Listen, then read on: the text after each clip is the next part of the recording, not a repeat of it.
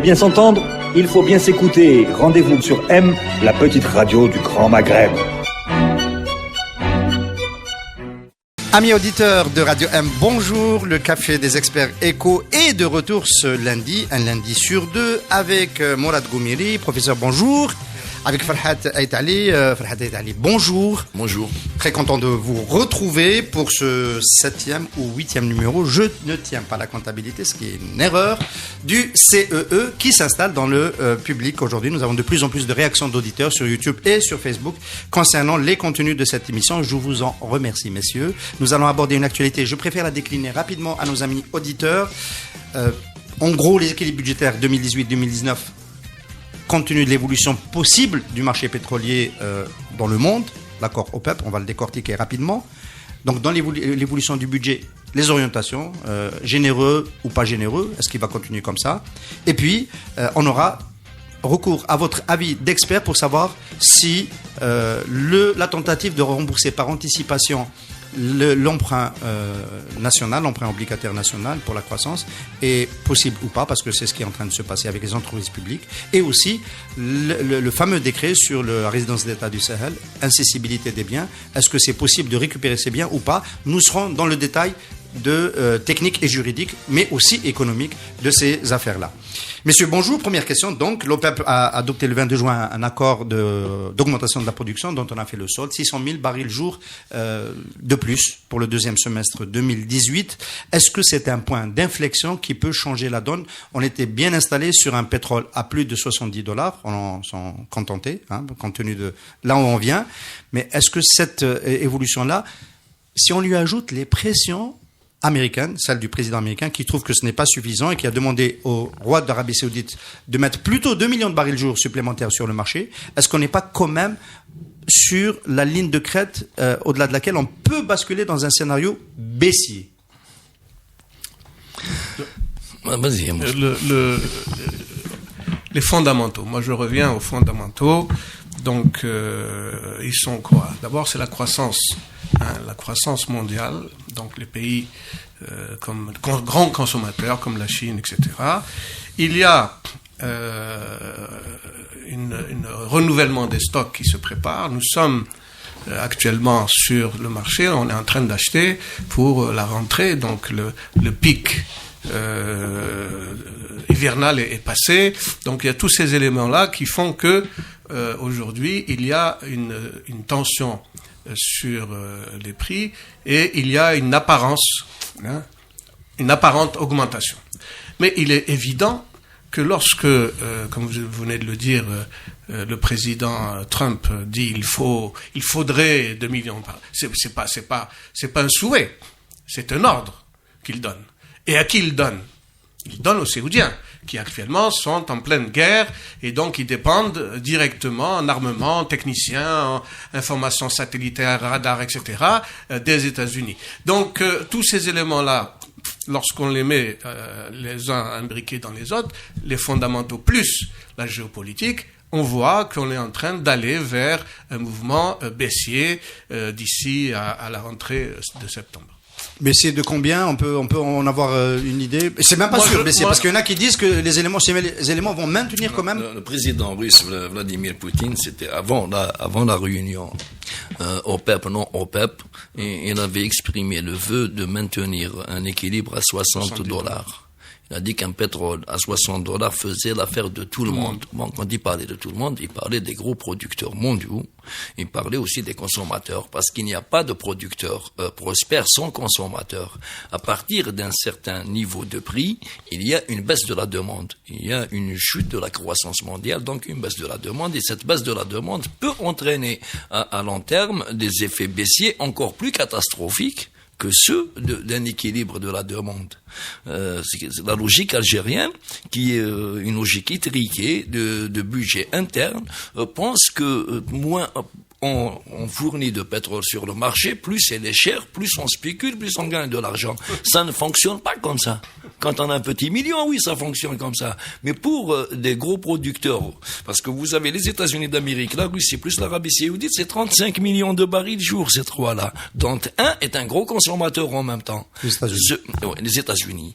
La Chine est un gros consommateur, mais n'est pas un gros producteur. Mais quand on rajoute la consommation chinoise, on se retrouve à 40 millions de barils jour, soit pratiquement 45% de la consommation mondiale. Alors, ces gens, ils font des calculs à moyen, long terme. Ils n'ont pas intérêt à ce que le pétrole grimpe à 100 pour replonger à 30. Alors, est-ce qu'on peut être d'accord pour dire, messieurs, que la réunion de l'OPEP du 22 juin et ensuite la réunion OPEP non OPEP finit de sceller la croissance, la montée des prix, sans pour autant nécessairement provoquer un scénario baissier. On est en train de s'installer sur un plateau 60-70, puisque toutes les déclarations convergent vers cela. Quelque chose il y a des éléments non perceptibles dans cette affaire. Vous savez que d'abord tous les pétroles ne sont pas de la même qualité, et surtout les coûts d'exploitation ne sont pas les mêmes. Donc plus les gens se demandent, ils se disent pourquoi les Saoudiens sont en train de tout faire pour baisser les prix. Mais en baissant les prix à un certain niveau, ils sont en train de fermer l'ensemble des puits dont le coût d'exploitation est supérieur au leur. Deuxièmement, ils sont en train aussi de bloquer tout l'effort des énergies de substitution, y compris dans la recherche. Troisièmement, ils ferment aussi l'exploration dans d'autres univers, y compris au pôle Nord, y compris en Alaska, y compris offshore. Donc tout cela, il faut prendre en compte tous ces éléments pour savoir pourquoi les Saoudiens souhaitent une baisse relative, bien entendu, de leur. Il faut savoir aussi que pour la première fois depuis des années, les Saoudiens ont un problème budgétaire. Ça, c'est nouveau. Ça, c'est nouveau. Avec une guerre qui doit leur coûter à peu près $1 million par jour au minimum, eh bien, il y a une contestation sociale à l'intérieur, une contestation au niveau du pouvoir des princes. Vous avez bien vu la prison en or qu'ils ont mis au Carlton, etc. Et tous ces micmacs. Sans oublier aussi que les Saoudiens, qui ont pratiquement été les artisans de la querelle, je dirais, de Trump avec les Iraniens, de la dénonciation de l'accord nucléaire, qui n'ont jamais accepté à l'époque d'Obama, doivent maintenant rendre l'ascenseur à Trump. Parce que si les Iraniens sortent du marché, ce n'est pas pour que les Américains payent leur pétrole à importer plus cher. Donc, si Trump dit c'est 2 millions, ils le feront. Alors, on a bien compris. Donc, on va plutôt vers une stabilisation et un management producteur-consommateur du prix du baril sur les prochains mois. Ce qui est d'un certain point de vue effectivement quelque chose d'intéressant, parce que il n'y a pas pire que les chocs et les contre-chocs. Ceux qui sont sur le marché de l'énergie le savent. Personne. Alors, est-ce que le législateur algérien a finalement bien fait d'être prudent en prévoyant un prix de référence à $50 pour la fiscalité pétrolière? De ce point de vue-là, 2018 est déjà une bonne année, parce que la moyenne de l'année va être plutôt autour de $70. Si on regarde, on est sur le premier semestre. Donc, on va réduire le déficit budgétaire cette année. C'est plutôt une bonne nouvelle. Mais évidemment, mais bon, globalement, on va facilement le réduire de 600 à 700 milliards de dinars. Pas plus? Pas plus. Par rapport aux prévisions. Il y a les $20 de différence. À 115 dinars le dollar. Les $20, ça nous donne à peu près de 2600 dinars. Ça fallait se glisser le dinar encore. Voilà. À 115, si on s'en tient à ce cours, parce que le cours n'a pas changé. 2600 dinars. Le trésor, on prélève en général entre 55 et 60%. Cela dépend maintenant des champs et des charges aussi d'exploitation. Donc, si on prend 60% de 2600, on se retrouve globalement à peu près à 1500 dinars. Pour chaque $20. Et ce n'est pas grand-chose. Donc l'augmentation, ça va pas être... les gens, ils pensent qu'on va pratiquement effacer le déficit. Il est de presque 2500 milliards. De dinars. Et 2500 milliards de dinars, on va se retrouver avec 1700 à 1800. C'est ça. Qu'il faut ajouter à ceux des 3 années précédentes. Ouais, plus, bien entendu, les périodes antérieures. Mais tout de même, on peut dire que le pari de la croissance financée par la relance des dépenses publiques, qui a été pris dans la loi de finances de 2018, s'avère finalement pas si fou que cela, puisqu'on arrive à maintenir dans une année préélectorale un niveau de chômage encore supportable. On s'est remis à payer les entreprises du secteur des BTP, on s'est remis à distribuer à l'économie, et finalement la fiscalité pétrolière est arrivée au bon moment pour rendre ce pari raisonnable. Je ne sais pas comment vous faites la liaison entre la croissance et l'emploi en Algérie. Je vous signale quand même que les entreprises étrangères emploient très peu d'Algériens. Les dernières statistiques qu'on nous a données il n'y a pas longtemps sur le nombre de travailleurs étrangers en Algérie nous parlent de près de 100 000 déclarés. Je peux faire un lien. Si la question est adressée à moi, très compliqué. Je prends un ami promoteur immobilier qui a une petite société. Il n'est pas dans la promotion. Ses états ne sont pas payés. C'est Malbouché. Ces états ne sont pas payés par le maître d'ouvrage. Au bout de 3 non-paiements, il a arrêté son entreprise et ses travailleurs se sont retrouvés au chômage. L'année d'après, il a été payé. Il a réembauché. Mais il y a une incidence directe sur le problème ne se pose pas. Nous avons émis 2500 milliards, on en est à 3500 milliards de dinars on peut payer tout le monde. De toute façon, tant qu'on y est, on peut payer même ceux qui n'ont pas demandé d'argent. On pourra encore émettre 2000 milliards de dinars, mais les incidences, c'est pratiquement une impasse. À un moment donné, il faudra bien affronter ces 5000 milliards de dinars qu'on risque d'émettre d'ici la fin de l'année. Et votre ami, le promoteur, il va se retrouver avec une catastrophe au bout. Bon, c'est vrai, il a relancé un petit peu sa machine, mais on relance pas sa machine avec des chèques sans provision. L'État émet des chèques sans provision. Eh bien, justement. Alors, ça montre une transition. Pratiquement. Oui. J'ajoute que toute augmentation de la croissance est un excellent signe pour les sociétés étrangères, mais elle a un impact direct sur les importations. Là, un impact direct sur les importations. C'est-à-dire que, par exemple, puisque vous avez pris le BTP, eh bien, on va, pour pouvoir... C'est pas celui qui consomme le plus de... Je dis un exemple, mais je peux prendre secteur par secteur. Vous voulez l'automobile, c'est la même chose. Donc, chaque fois qu'on augmente le taux de croissance dans les différentes filières et dans les différents secteurs, il y a là un impact direct sur le niveau d'importation. Donc, vous voyez le cercle vicieux dans lequel on rentre. Hein? Elle n'a pas un impact fondamental sur l'emploi. Je parle de l'emploi des Algériens, puisque les entreprises étrangères utilisent leurs propres emplois, et elle n'a pas d'impact significatif, substantiel sur la croissance, parce que, en général, tous les projets sont pris en charge par les sociétés étrangères. Les plus grands projets. Oui. Alors, on a décortiqué lors du dernier CEE un des points du projet de loi de finances complémentaire pour 2018, le remboursement du déficit de la Caisse nationale d'assurance sociale, notamment celui qui doit aller à la Caisse nationale de retraite. Et depuis, nous avons été malheureusement confirmés dans nos inquiétudes, et on parle maintenant de quasi-faillite de cette boîte-là. Et donc, il faut s'attendre, de cette caisse-là, il faut s'attendre à ce que ce renflouement devienne annuel. 500 milliards de dinars dans la loi de finances complémentaire. Cette préoccupation-là, on l'a déjà traitée dans le CE. Et il y en a une autre qu'on va traiter aujourd'hui rapidement dans cette émission, c'est cette volonté de l'État de continuer à supporter des taux d'intérêt bonifiés pour permettre à certains secteurs de pouvoir générer de l'activité, l'agriculture, le bâtiment, le logement, peut-être d'autres activités, la pêche, je sais pas.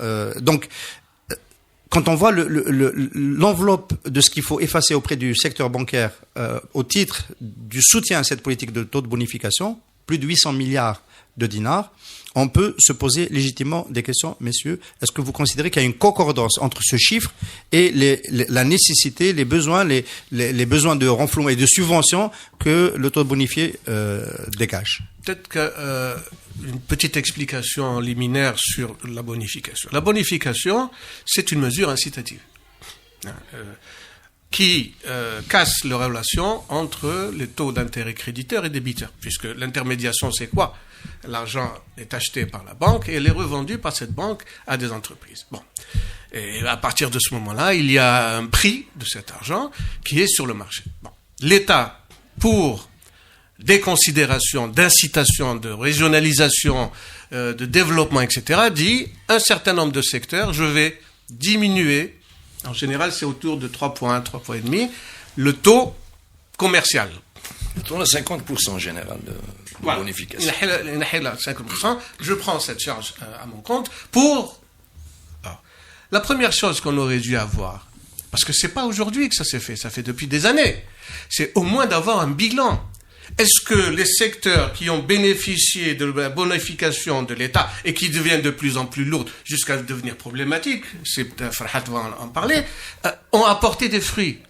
Est-ce qu'ils ont eu un impact sur les investissements dans les secteurs? Il y a déjà une enquête de CARE associée à un fonds américain sur l'état des entreprises qui a été rendue publique la fin de l'année dernière, qui montre que la bonification n'est pas si incitative que ça. C'est globalement l'accès au crédit qui pose problème, c'est pas le taux. Une fois qu'on peut accéder, les gens sont peu regardants sur le taux, et donc la bonification... Globalement, les seuls bénéficiaires de ces bonifications, c'est les banques elles-mêmes qui seraient retrouvées de toute façon avec des produits irrécouvrables, faute de mieux.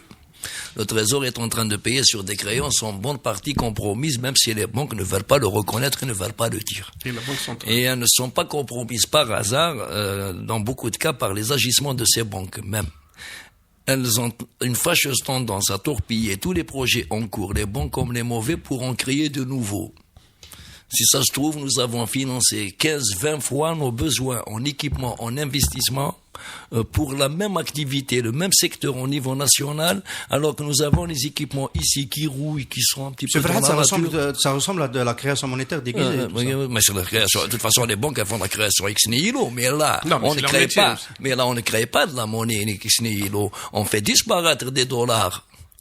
Parce que en Algérie, contrairement à d'autres banques, ce n'est pas un produit local, ce n'est pas l'industrie locale qui fournit ce genre d'investissement. À chaque fois que vous créez un dinar ex nihilo pour accorder un crédit, vous mettez la créance à l'actif, vous mettez ce que vous avez créé au passif, mais le trou il se fait dans les réserves de change parce qu'il faut bien importer les équipements. Mais au lieu de trouver un moyen de consolider les créances qu'on a sur justement cet investissement pour le booster sérieusement, au bout de la deuxième, troisième année, ou bien cet investissement était faux au départ, donc on a tout intérêt à le maintenir en veilleuse, avec toutes sortes de procédés pour qu'il ne plonge pas, ou bien il était bon au départ, et là, certains se découvrent un intérêt à le torpiller pour pouvoir créer d'autres opportunités d'investissement dans le même créneau. Je comprends. Mais en quoi est-ce que c'est la faute au taux bonifié? Non, les taux bonifiés, c'est un camouflage pratiquement, parce que pourquoi vous bonifiez des taux alors que dans d'autres pays, ce n'est pas les taux bonifiés qui ont créé l'investissement, c'est les durées de grâce, c'est les durées d'amortissement des crédits. En Algérie, dans certains secteurs d'activité, vous avez exactement les mêmes délais de crédit que pour l'achat d'un véhicule particulier. C'est pas assez long. Ce n'est pas possible sur l'agriculture ou dans certains secteurs industriels. L'amortissement comptable se fait sur 20 ans, l'amortissement matériel se fait sur un siècle, et les crédits, c'est des CMT. C'est la crise des ressources longues, en fait. C'est le problème des ressources longues qui sont pas disponibles. Je vous prête de l'argent pour créer un investissement. Cet investissement-là, il vit de ses valeurs ajoutées.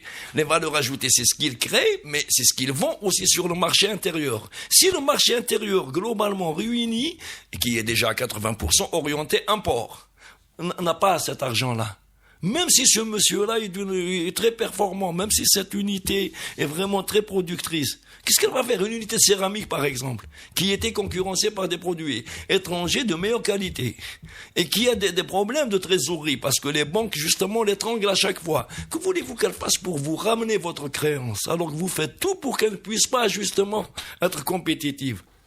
Il n'y a pas moyen. Quand vous faites tout, c'est pas la banque qui fait tout. Oui, globalement c'est la banque. Moi je dis que il n'y a jamais eu de problème avec la fiscalité ou certaines administrations de souveraineté. En Algérie, les banques, le ministre des Finances, je crois que c'était bien Lachnou, en 2005, c'est une menace pour la sécurité nationale. C'est la vérité. Maintenant, elles sont devenues 2 fois plus menaçantes. Et je sais ce que je dis. Bon, il faut peut-être ne pas mettre tout sur les banquiers. Alors, vous connaissez très bien le secteur, professeur, vous connaissez très bien le secteur. Un peu. Est-ce que le problème des banques aujourd'hui qui sont reflouées, donc finalement il y a la CNAS, la CNR, d'un côté on en a parlé, et puis maintenant il y a le secteur bancaire public essentiellement. Est-ce que son problème essentiellement c'est les créances, les mauvaises créances, et il faut régler ce problème des mauvaises créances? Quelques données macroéconomiques. Les 30 institutions financières internationales de la place algérienne représente autour de 3 à 4% des contreparties de la masse monétaire, c'est-à-dire du financement de l'économie.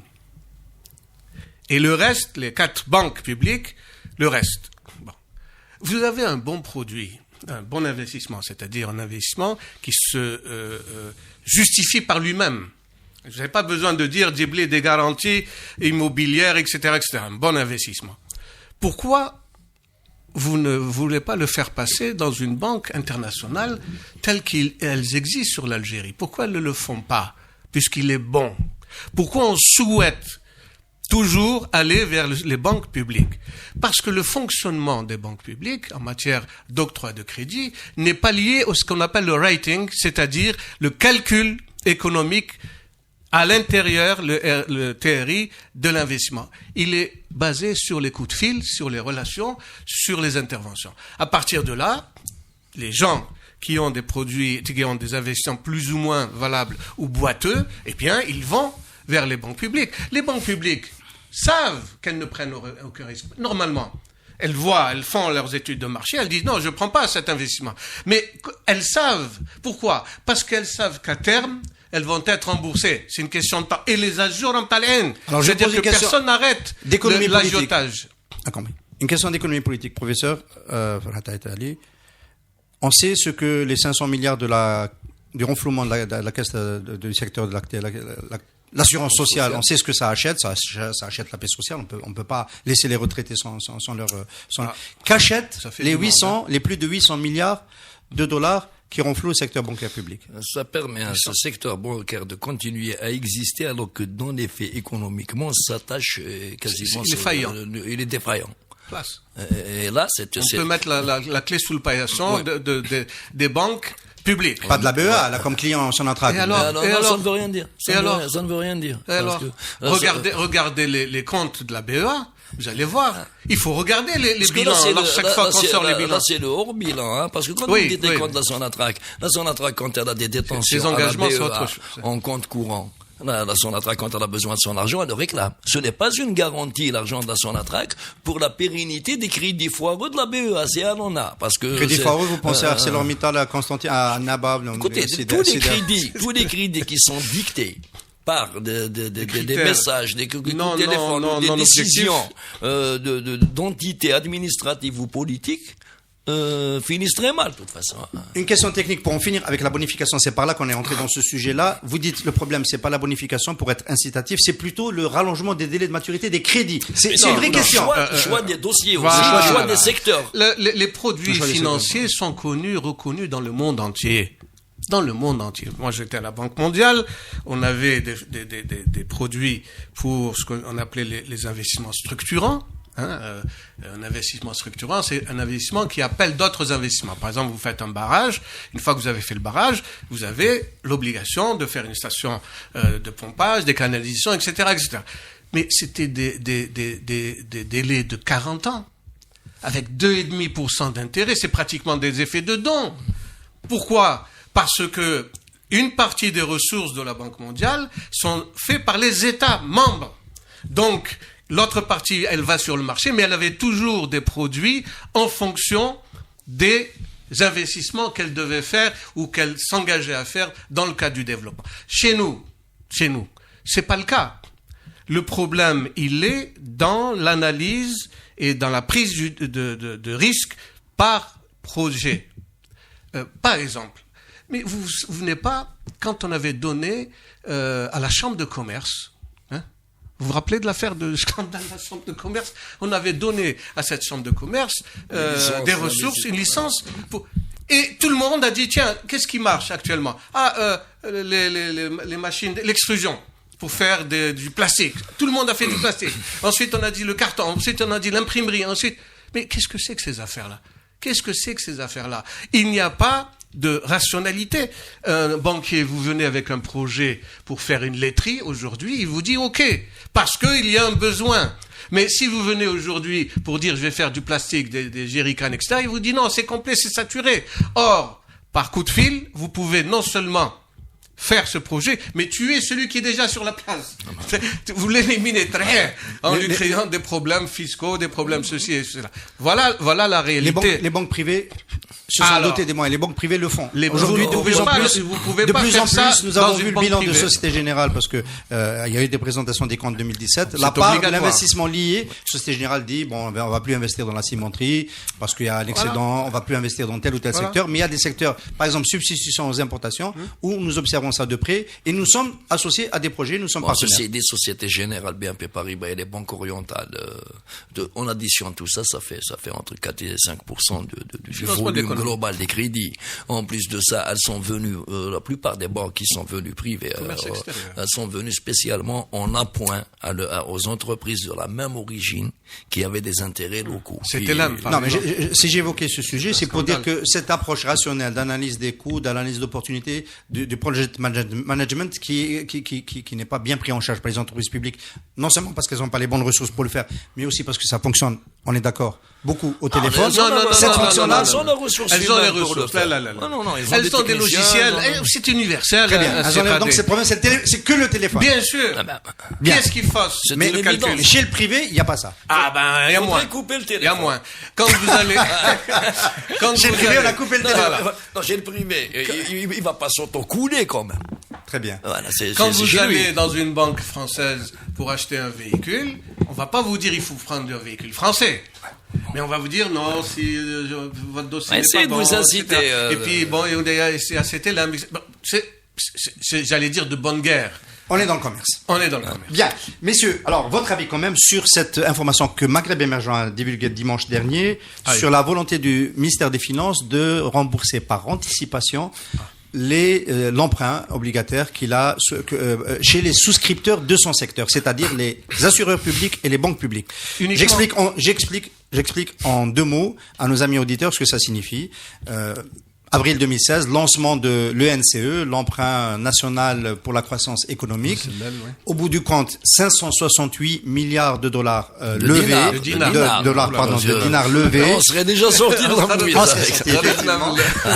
De dinars, bien sûr.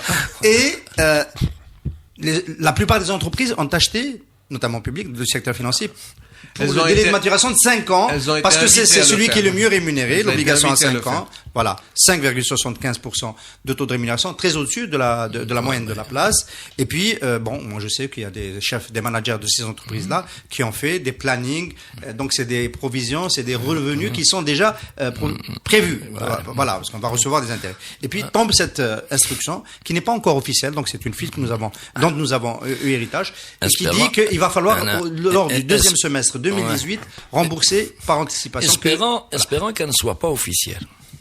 C'est encore possible, c'est pour ça qu'on en parle ici. Pour la simple raison que, avec déjà, il y a 2 formes de créanciers. Les créanciers publics, ceux dépendant du ministère des Finances, ils peuvent en faire ce qu'ils veulent, mais légalement et commercialement, ça ne tient pas la route, cette logique.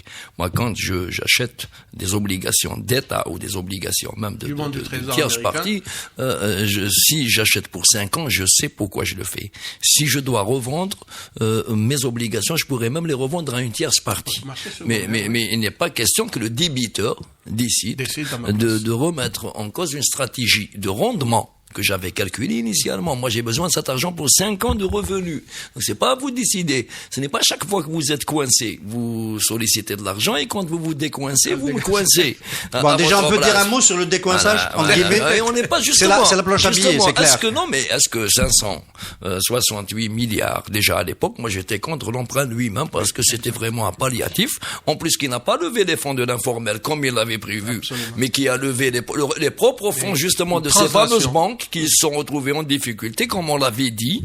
Aujourd'hui, 568 milliards de dinars, on peut les émettre tant qu'on y est à 3500 milliards de dinars. Maintenant, la machine semble s'être emballée et on a marqué je le off. Donc, mais, voilà, vous trouvez, voilà, c'est son gazien. Découpler totalement la machine. Donc, le téléphone et l'électricité, hein. Mais sinon, est-ce que, avec une telle logique, demain, si on doit solliciter des créanciers quelconques ailleurs, algériens ou étrangers, avec ces habitudes-là. Aléa moral. On est dans l'aléa moral. Est-ce qu'on trouvera des créanciers? Nous avons remboursé par anticipation notre dette extérieure. Qu'ont dit les créanciers à ce moment-là? Les créanciers ont dit, monsieur, Attendez, je ne suis pas d'accord, mais puisque vous insistez, ça va vous coûter tant. Voilà. Donc il y a une surprime pour que vous puissiez rembourser. Moi, je vous ai mis 500 millions de dollars de dette extérieure et j'ai fait mes calculs, j'ai fait mes rendements, etc. 2 ans après, vous dites, ah non, monsieur, je n'en veux plus, prenez vos... Messieurs, vous allez le faire, ok, vous m'obligez à le faire, ok, mais voilà combien ça va vous coûter. Ça va vous coûter plus cher. Alors bon, on a mis ça sur l'indépendance. Vous savez comment on calcule, on appelle ça les swaps, comment on calcule ce genre d'affaires? On calcule entre les taux escomptés et les taux du marché. Et vous ne le faites que si les conditions de l'endettement que vous avez fait est beaucoup plus mauvais que ceux qui sont actuellement le cas et ceux que vous anticipez. Donc ce ne sont pas des petites affaires, ce sont des calculs, ce sont des très gros modèles économétriques qui tournent et vous ne pouvez pas comme ça du jour au lendemain dire je me suis trompé. Au nom de la souveraineté, de la liberté. Je vais ceci, cela. C'est pas vous qui décidez. Ouais. Hein. Le marché financier international, vous n'existez pas. messieurs, est-ce qu'on peut imaginer, c'est une question sérieuse, est-ce qu'on peut imaginer le patron de la CAR ou le patron de BNA faire savoir à sa tutelle qu'il va demander par son statut, vous voulez qu'il aille à la circulation là? Non, de par son statut, il peut en tant qu'entité. Non, c'est important. C'est important. En tant qu'entité économique. On demande des résultats aux entreprises publiques. Pourquoi la banque ou l'assurance publique, c'est une personne morale de droit commercial qui traite avec le Trésor à acheter des obligations comme elle aurait pu acheter des actions en bourse. Il peut dire, écoutez, moi, je veux pas être remboursé maintenant. Ouais, ceci dit, comme l'a dit Mourad, de par sa nomination, il y a un autre organigramme dans l'organigramme, parce que l'organigramme, la vraie tutelle, elle est politique, il ne s'est pas retrouvé là-bas par hasard. Vous savez que donc le lendemain, il a intérêt à avoir d'autres qualifications dans d'autres secteurs un peu moins gratuits. Vous savez que l'organe le plus important de la Banque centrale, c'est le Conseil national de la monnaie et du crédit. Donc, c'est un immense... où il y a tous les banquiers, où il y a le gouverneur, le vice-gouverneur, etc. C'est ce conseil qui, normalement, dicte la politique monétaire du pays. Donc c'est au sein de cette institution que sont normalement prises les grandes décisions, dont celle-ci, émettre, ne pas émettre, financement, etc. Et les banquiers sont partie prenante dans cette affaire, notamment les banques publiques, puisque je vous ai dit, c'est à peu près 97% du financement de l'économie. 4 banques publiques, 97%. Ça a baissé. Ça a baissé, les derniers chiffres, ça a baissé. Parce que l'activité des banques privées dans le financement de l'économie a augmenté ces 2 dernières années. Oui, mais dans quoi? Dans quel secteur? Dans le commercial? Non, dans le commercial. Ouverture de LC, etc., etc. Même dans l'investissement. Sur les 11 000 milliards de dinars de créances, comme de créances des banques sur le secteur économique, tout confondu, il ne doit pas y avoir 500 milliards de dinars des banques privées. Alors, la question... nous, on a réagi vous avez réagi en tant qu'expert. On va essayer de réagir un peu comme contributeur pour finir avec ce dossier-là. On va regarder l'État. L'État essaie de rationaliser, de faire des économies. Nous, en tant que contributeurs, si le Trésor public veut éviter de gaspiller, de payer des intérêts pendant trop longtemps et fait cette opération-là, il va nous faire gagner de l'argent. De ce point de vue-là, il va économiser. Vous avez acheté des effets publics gradés. Au moment de l'NCE, j'étais à court de liquidité, mais j'aurais volontiers acheté. Il y a déjà d'autres effets en circulation. Voilà. Il n'y a pas l'écart. Ma question. Pardon. Ça, c'est très important. Vous savez, quand on a réussi à faire sortir l'argent du marché informel, vous vous rappelez des effets publics avec indexation sur les devises? Vous vous rappelez de cette opération? C'est l'époque de Hamrouche, ça. Exactement. C'est l'époque de Haïti aussi plutôt, puisque c'était lui ministre de l'économie. Les Algériens ont accepté, et moi-même j'en ai acheté pour être clair. Parce que c'était indexé. Parce que c'était indexé. Mais c'est évident. Les taux d'intérêt créditeurs aujourd'hui ne sont pas un élément de politique économique.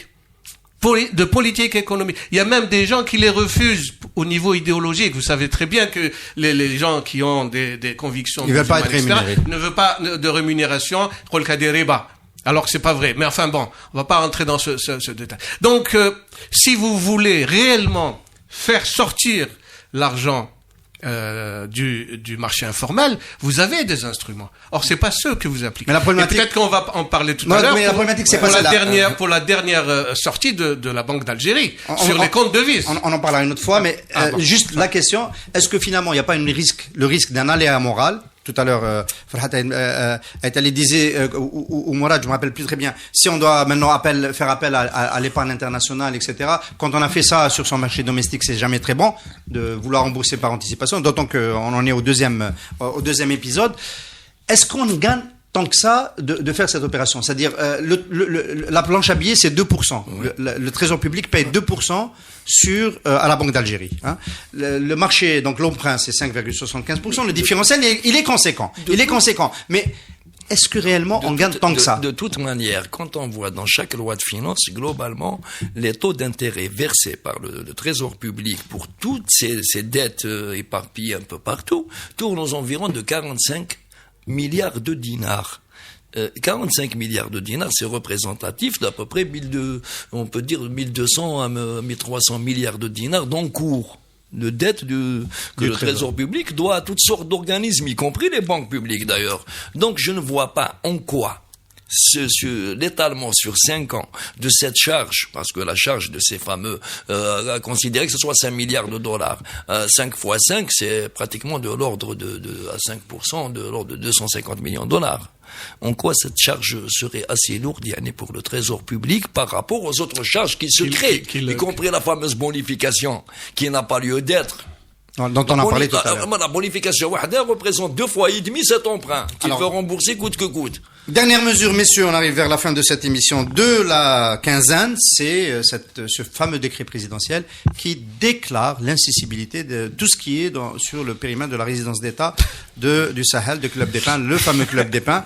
Alors, première question, est-ce qu'il y a un effet rétroactif? Est-ce que cela signifie que ce qui a été cédé doit être réapproprié par l'État? Pour comprendre ou répondre à cette question, il faut d'abord regarder les documents qui ont été mis lors de la création de cette zone d'État.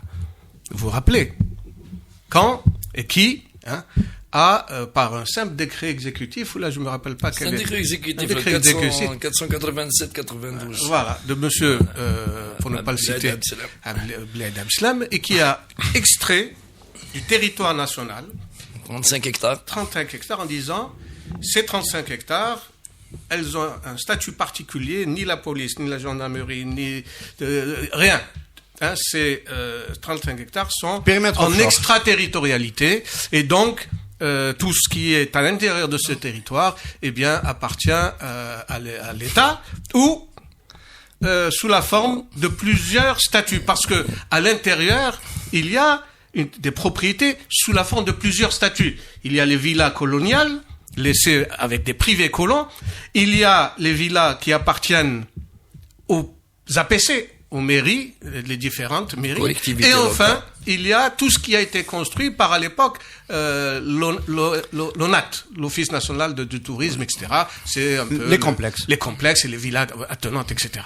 Or, toute cette région, ce patrimoine entier, par ce décret de Abdeslam, a été versé dans un statut particulier. Et aujourd'hui, on remet en cause ce statut particulier.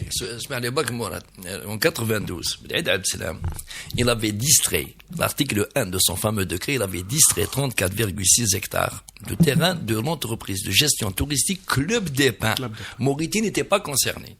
Club des Pins, il les avait distraits, il les a versés, parce que l'article 2, il précise, ce serait reversé au domaine public. Donc, quand on reverse les actifs d'une entreprise à caractère industriel et commercial, d'une épique, on les reverse au domaine. C'est une saisie. C'est comme s'il y avait une sorte de dissolution de cette entreprise par simple décret exécutif. Le bonhomme, il prenait ses libertés avec la loi, avec la constitution. À l'époque. Bonhomme, cycliste, je sais pas quoi, mais bon, une vision de la loi. Non, on va dire que c'est la mentalité des années Boumediene. Non, mais c'est grave, cette logique-là. Le malheur, c'est que, en 97, il s'est posé un problème. Il fallait étendre cette fameuse zone. Parce que la zone, entre-temps, elle s'est enrichie avec les fameux chalets Chadwick. Et les maisons canadiennes. Voilà, en plus de ça, il y a eu 2 promotions du côté de la Brija, où ils ont fait une extension extramuros. La zone d'État. Le décret de 97 a annexé des extensions extramuros, que les sénateurs en fassent la Brija. Donc ils ont créé une annexe externe à la résidence d'État. Le décret de Yahya de 97, qui lui aussi en matière de constitutionnalité prend d'autres libertés, a créé une sorte de mixture, une sorte d'épique aussi, Une hybridation. Voilà, une hybridation des deux logiques. Donc, il a créé une sorte d'IPIC, résidence d'État du Sahel, qui avait la vocation industrielle et commerciale, mais qui avait une gestion mixte entre le premier ministère et ses propres capacités. D'ailleurs, le fameux hôtel Sheraton. Si on suit le décret de Bled Abdeslam, il est sur les terrains d'Omanio, qui ne l'ont jamais cédé. Et c'est une société mixte algéro-libyenne. Voilà. Le décret, celui-là, celui dont on parle, il se réfère auquel des textes de celui de 92 ou de celui de 97? Celui de 92,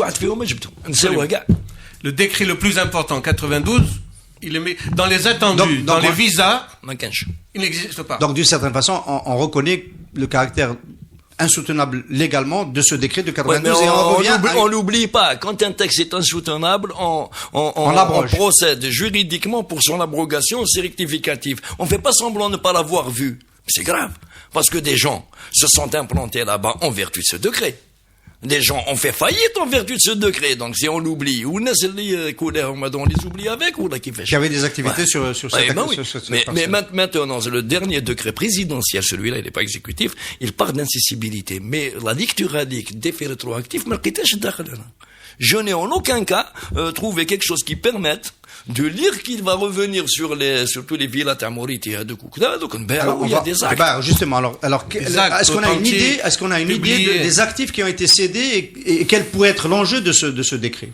Pratiquement tout a été cédé, sauf les constructions, les centres touristiques, c'est-à-dire le GT Moretti, le GT Club des Pins, mais tout le reste, y compris... Le vieux bâtiment, 3-4 fois de suite. Oui, voilà, en plus, ça a été vendu, revendu, y compris les places publiques, y compris les terrains de détente, y compris il y avait des morceaux. Pourquoi parle-t-on de malaise cardiaque dans la population des propriétaires actuels? Est-ce qu'on leur a signifié dans leur propriété? Il y a des gens qui ont acheté de bonne foi.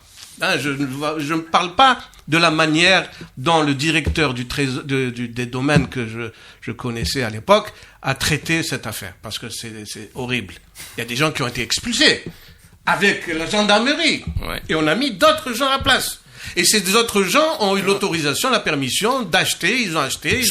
Pour 260 000 dinars, moi j'ai vu un bâtiment à 120 mètres carrés en bord de mer, la Skhflavout, pour 260 000 dinars à l'époque. Le bonhomme, 2 ans après, il le proposait à 16 millions de dinars. Voilà. En 98. Avec des plus-values extraordinaires dont ils payaient même pas, puisque c'était sous facture. Donc, c'est normal que ces gens-là... À quoi correspond déclarer que c'est incessible? Est-ce qu'il y a de nouveau, est-ce qu'il y a d'autres actifs qui étaient sur le point d'être vendus? Non, quelqu'un a peur, il a dû entendre parler d'une planification pour céder quelque chose de bas. C'est à titre préventif. Parce qu'en Algérie, c'est pas la première fois. C'est pour empêcher de futures transactions. Voilà, c'est pas la première fois qu'on veut vendre Club des Pins. Il y a déjà eu une tentative. La tentative consistait d'abord à faire extraire les parties de l'habitation par rapport aux parties du complexe, où il y a le centre, etc., où on faisait les conférences. Club des Pins au Kantahdar, c'est toute l'histoire de l'Algérie qui est là-bas. Il faut être clair. C'est la plage du débarquement. Et en plus, c'est là où le général comte de Bourmont a mis les pieds avec la plage ouest de Sédéford. Je sais pas, c'est pas tout à fait pareil. Il a débarqué sur la plage ouest de Sédéford. Mais les chevaux, la première bataille, c'est côté. Une fois qu'ils ont sécurisé Sédéford ouest, ils sont venus. Et la première bataille, c'était à Stawel. Donc, c'est pas la première fois. Et quand il y a eu, à l'époque de Ben Hamouda, ministre des Finances, parce que n'oublions pas... Ben Hamouda. C'est Ben Hamouda, ministre des Finances, membre du BP, etc. N'oublions pas que c'est une affaire domaniale. Or, les domaines sont sous tutelle du ministère des Finances. C'est une direction générale du ministère des Finances. Et elle a un poids extraordinaire. Donc, quand on allait, comme pour les biens vacants, liquider ce patrimoine, qu'est-ce qui s'est passé? Tous les gens qui voulaient rester ont tout fait pour rester par les interventions, et tous les gens qui voulaient prendre devaient faire sortir ceux qui étaient, en inventant des tas de choses, ceci, cela, la commune. Il y avait un restaurant très connu, enfin, restaurant Sfina. Sfina, il a changé de propriétaire 3 fois de suite, en 6 mois, deuxième, parce que on allait être cédé. Et lorsque trop de gens puissants se sont accaparés du dossier. Qu'est-ce qu'on a dit? On gèle. Donc, je subodore qu'aujourd'hui c'est la même chose. Qu'il y a une tentative. Alors, est-ce que c'est pour ça qu'on il y a une guerre pour récupérer? Hop, on arrête tout. Déjà l'idée même de résidence d'État, qui se trouve en plus très loin du lieu de travail. À la limite, ça aurait été une sorte de campement à la médiévale, ou là, de casernement,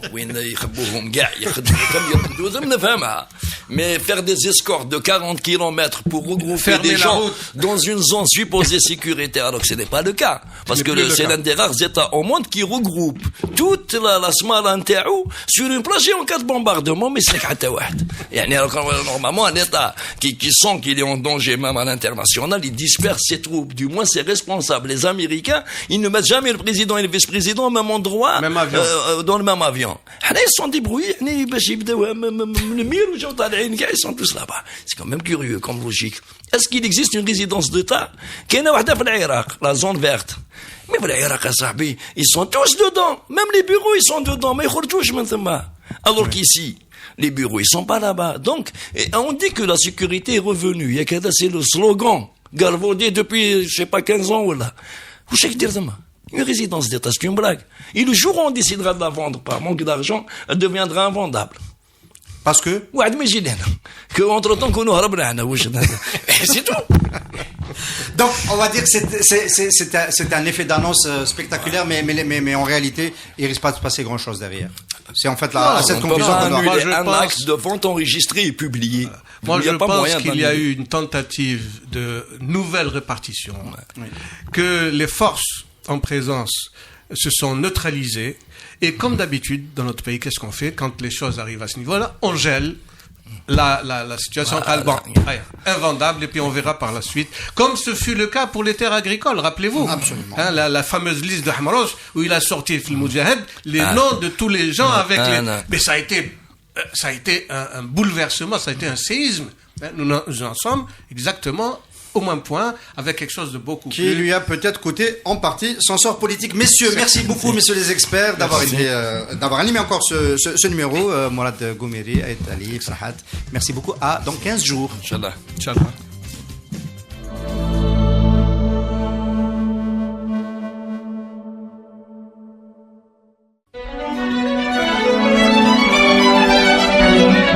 Pour bien s'entendre, il faut bien s'écouter. Rendez-vous sur M, la petite radio du Grand Maghreb.